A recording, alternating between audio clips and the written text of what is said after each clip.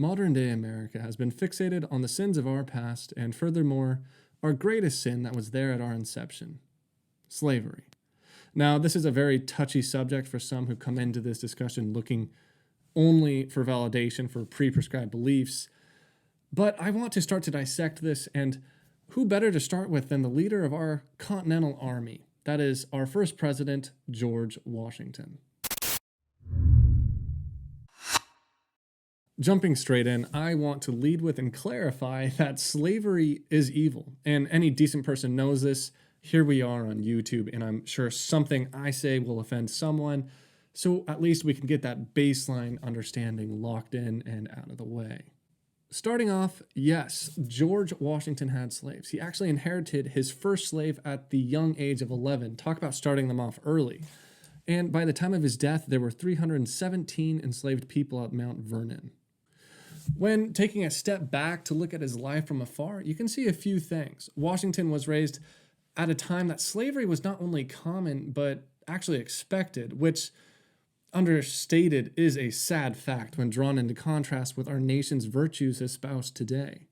In my opinion, Washington started out indifferent of some people's suffering, as not only was it normalized, but presumed mandatory for wealthy estate owners. Keep in mind, the labor laws and protections granted for even children were not around back then. We're talking pre-Constitution, pre-Bill of Rights. I can't help but draw the equivalence in my mind of the modern-day sin. For example, child labor and sweatshops in other countries around the world, as most of Western civilization chooses to look the other way. This actually reminds me of my first video on William Wilberforce, who spent years enjoying the frivolity of wealth until he was suddenly made aware of the suffering and sin of slavery.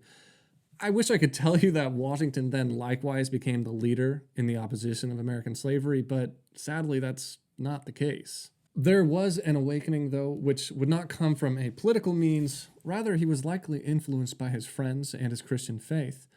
It was during the War for Independence that Washington's conscience would come a-knocking. Washington was even quoted stating, "There is not a man living who wishes more sincerely than I do to see a plan adopted for this abolition of slavery. But there is only one proper and effectual mode by which it can be accomplished, and that is by legislative authority." It's not certain what exactly brought about this change. It could have been the new spirit of liberty written in the Declaration of Independence. We hold these truths to be self-evident, that all men are created equal. Or it could have also been the abolitionist associates Laurens and Lafayette. Or maybe simply he saw the British moving in that direction and was thus enlightened. All of this simply to say, Washington privately made it clear that he morally objected to the idea of owning slaves. But what did his actions show? Politically, Washington made the choice to prioritize the unity of the new United States, as he feared pushing emancipation would spark fierce debate and division in a time of fragility for the nation. To his credit, he wasn't wrong. Less than a century later, this very topic would spark not only fierce debate and division, but out-and-out war, a civil war, to be exact. Now, the Civil War wasn't just a one-dimensional war on morality and slavery, but also had economical impacts for both sides. Maybe this possibility is why he had such a tepid response when confronting the issue. So why didn't he free his own slaves? It's important to be aware that after the Revolutionary War, Washington no longer wanted to be a slave owner, but there were restrictions on what he could do at the time. As sitting president, he made 2 moves to free his slaves, knowing this would actually be a political bombshell in that political climate. The first plan failed as he lacked financing for the manumission. Keep in mind, manumission, or the formal emancipation of a slave from a slave owner, was still illegal in many of the states in the Union. His second plan failed as half of the slaves at Mount Vernon were his wife's, given to her of her late husband. Washington nor his wife had the legal authority to free them, and this posed another problem, as some of his slaves, who could potentially be freed, had married into the families of those who could not legally be freed. Washington didn't want to separate families, and it is noted that he refused to sell unneeded slaves for financial gain, as it would have resulted in the separation from their families. He didn't want to separate families, and he had continued to try and figure out how to finance emancipation. However, this was ultimately unsuccessful. This really goes to show the state of the law and morality of the time that he lived. Now, I would be incorrect if I simply stopped here. On some occasions, Washington actually went through great lengths to get back escaped slaves and even allowed new laws as president that provided protections for slave owners.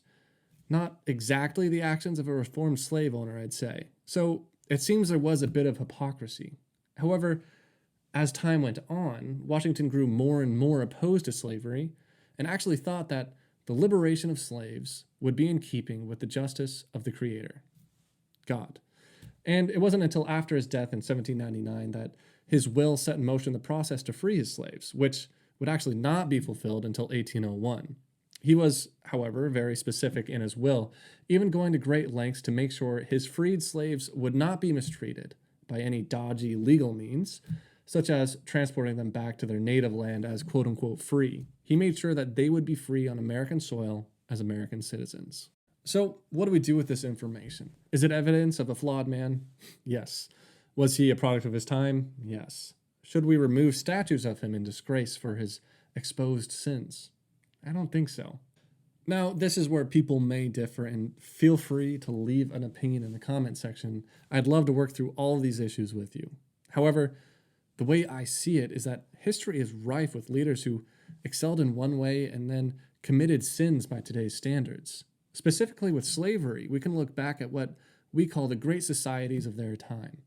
We can look to Rome, Greece, Egypt, who in many ways built their place in history off the backs of slaves. Yet we don't fixate solely on those atrocities. Now, why is that? And that is a genuine question. This isn't a whataboutism. Rather, what are they known for that we respect them so much?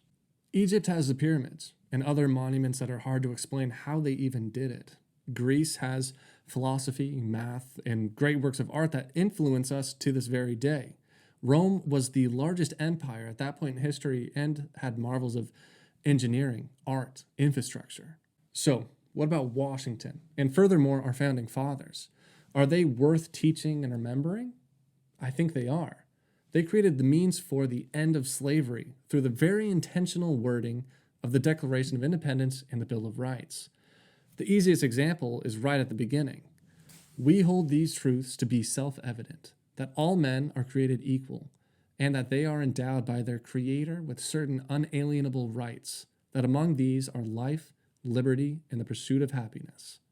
But don't take my word for it. Please go and read the Declaration of Independence, the Bill of Rights. Their vision was ahead of its time, and sadly, not many of them could even live up to their ideals. But to that point, I have a last question. Do you honestly believe that you would have done better?